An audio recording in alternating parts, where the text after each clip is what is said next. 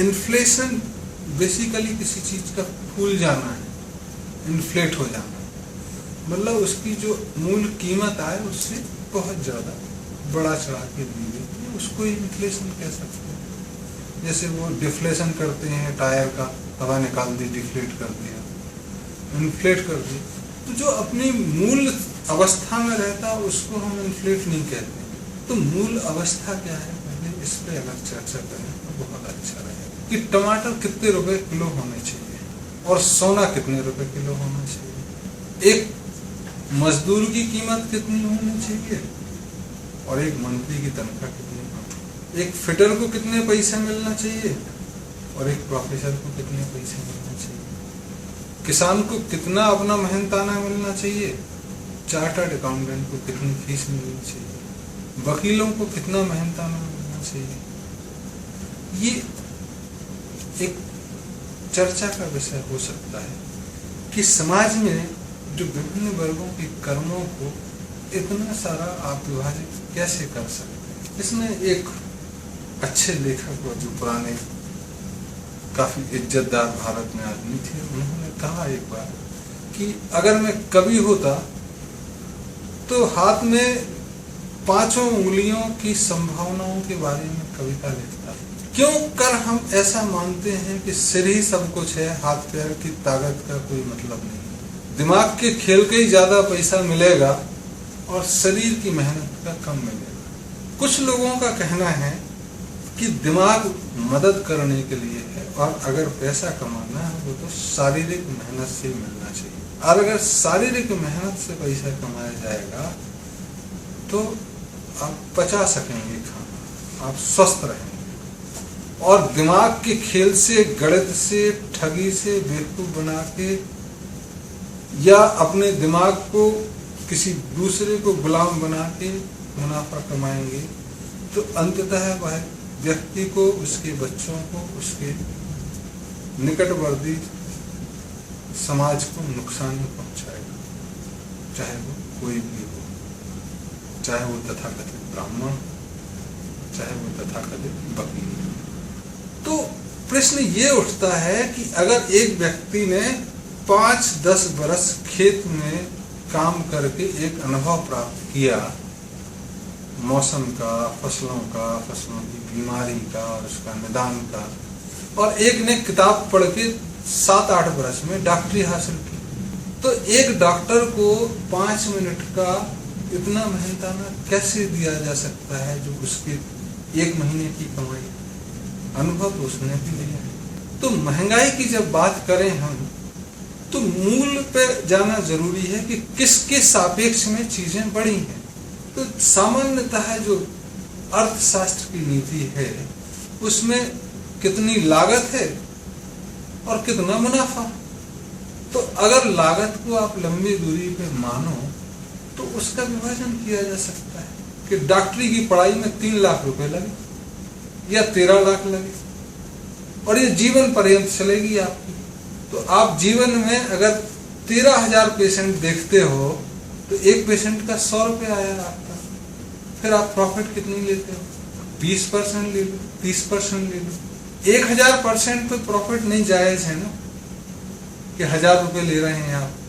किसानों को आप न्यूनतम मजदूरी से कम पैसा दे रहे हो। अगर वो श्रेष्ठ जमीन पे श्रेष्ठ पैदावार करता है भारत में, तो भी उसको भारत में जो प्रदत्त न्यूनतम मजदूरी है उतनी नहीं मिलती।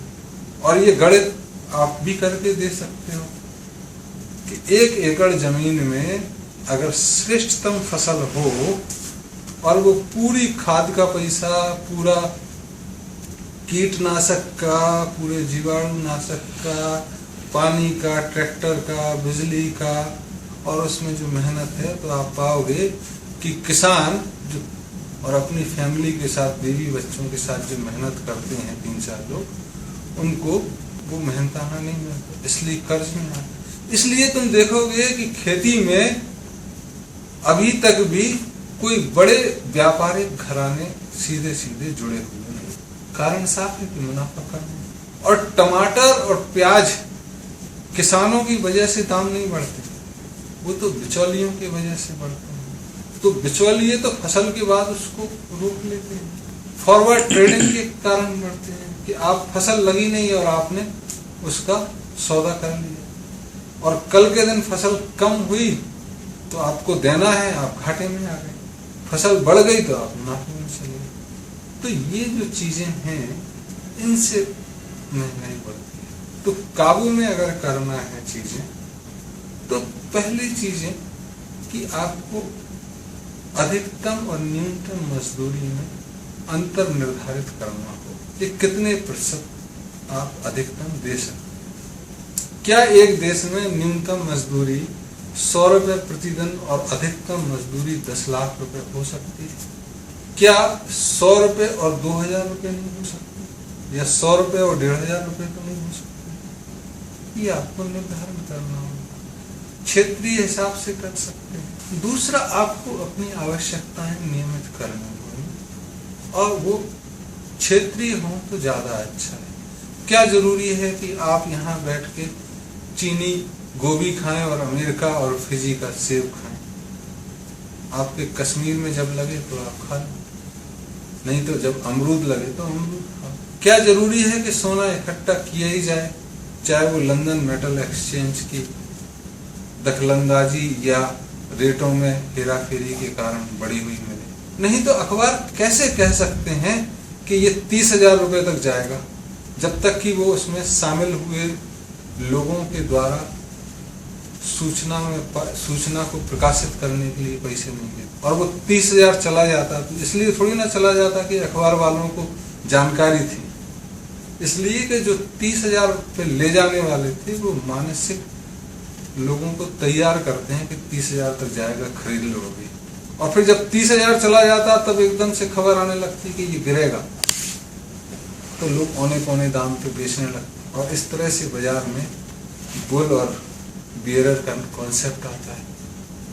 धंधे में दो ही चीजें चलती हैं, या तो सारा अपना खरीद लो, पूरा माल मैं खरीदूंगा और अपने दाम पे बेचूंगा, या नहीं तो मेरा इतना माल है मैं इस दाम पे बेचूंगा, जिसको खरीदना है खरीदिए। तो दोनों चीजों में जो सामर्थ्यवान होता है वो और धनी होता है। वो सारा का सारा उसने अरहर की दाल खरीदी, किसी से 17 रुपए में खरीदी, किसी से 70 रुपए में, किसी से 97 रुपए में। जब पूरे देश की अरहर की दाल चावड़ी बाजार के 2-3 व्यापारियों के पास होगी तो फसल आने के बाद वो 120 रुपए बिकेगी, क्योंकि 3 ही के पास है। अब सरकार व्यापारियों की नीतियों के कारण अगर उन पर दबाव नहीं डालती है तो व्यापारी वर्ग के लिए सरकार बहुत अच्छी है, या चुनिंदा व्यापारियों के लिए, क्योंकि 97 में भी खरीदा था तो 100 में बेच सकते थे, लेकिन 120। और फिर अखबारों के द्वारा उसकी कमी की सूचना कि खरीद लो, बाद में तो 150 रुपए बिकेगी, तो अखबार उसमें मीडिया शामिल होता है। तो ऐसा जो एक ताना बाना है, जब तक इस ताने बाने को आप ब्रेक नहीं करते हैं तब तक महंगाई का काबू पाना लंबी दूरी में दिक्कत है। अब ये चीजें महंगाई क्षेत्रीय नहीं रह गई, ये अंतर्राष्ट्रीय स्तर पे कि डॉलर का रेट बढ़ा तो आपके पेट्रोल का खर्चा बढ़ गया। और डॉलर का रेट क्यों बढ़ा? वो तो पैसा छापते हैं, एकदम से बढ़ जाता है तो आपके देश पे दबाव डालते हैं या दूसरे जगह देश पे दबाव डालते हैं।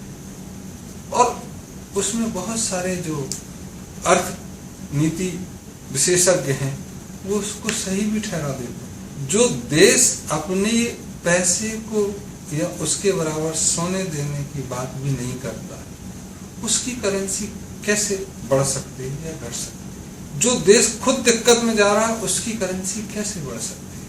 और जो देश अच्छा कर रहा है उसकी करेंसी की कीमत कम हो जाए? ये बड़े विरोधाभासी चीज है। तो तुमको गौर से देखने पर लगेगा कि जो बाहरी परिदृश्य है उसके पीछे कुछ और है। उसके पीछे उन लोगों की भी भूख है जिनके पेट बहुत बढ़ गए, जिनका धर्म से नाता ही टूट गया, जिनको ये पता ही नहीं है कि हराम की कमाई खाएंगे तो बच्चे हरामी निकलेंगे।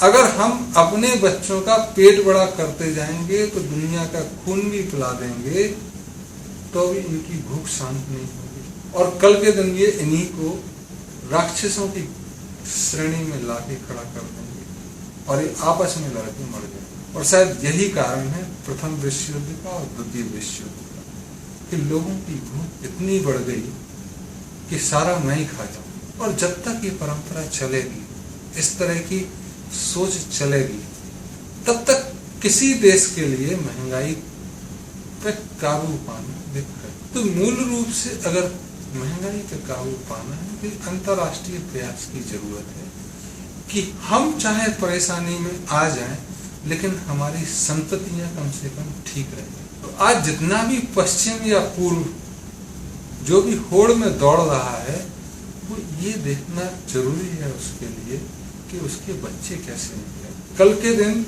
श्राद्ध में पानी देने की बात तो दूर है, जीते जी पानी पिलाएंगे कि नहीं? क्या जिन विधवा आश्रम या वृद्धा आश्रम की हम बात कर रहे हैं, वहां पे हमको लूट के तो नहीं ले जाएंगे? रखने की बात तो हम ही शुरू कर दिए हैं, वो वहां भी लूट के तो नहीं ले जाएंगे?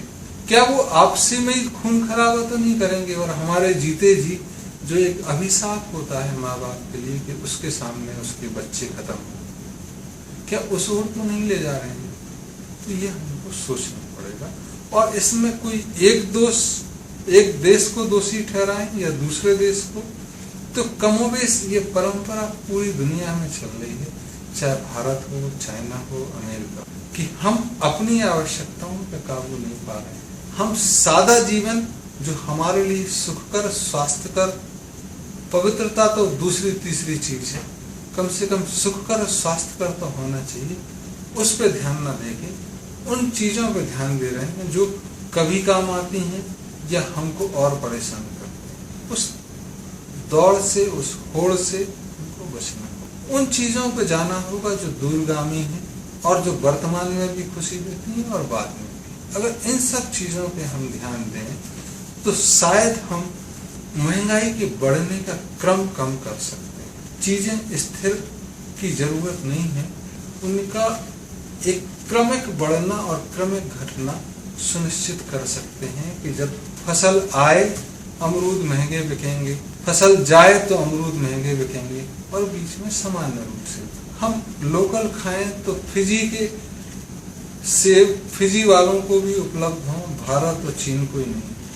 आज तो हालत यह है कि हमको पता भी नहीं चलता कि इलाके में सबसे अच्छे खजूर मेरे यहाँ होते हैं। तो अरब के खजूर अरब में ना मिले तो इंडिया और अमेरिका में प्रचुरता से मिले। आपके अमरूद और बेर आपको ना मिले, अमेरिका में आराम से मिले, या अमेरिका के एलमंड्स भारत में प्रचुरता से मिले। तो इन चीजों से थोड़ा उबरना पड़ेगा। बेकार का ट्रांसपोर्टेशन, बेकार का चीजें और एक हर चीज को व्यापार में परिवर्तित करने की जो सोच है, उससे ऊपर उठना चाहिए। जीवन सिर्फ व्यापार नहीं है कि आदमी सिर्फ एक मशीन जो व्यापार के लिए पैदा हुई है, व्यापार के लिए मत, उससे ऊपर एक ऐसी समाज की बात कर सकते हैं जहाँ महंगाई या चीजें आवश्यकता के हिसाब से ही चले, अनावश्यक रूप से बड़ी हुई दिखें न बढ़े।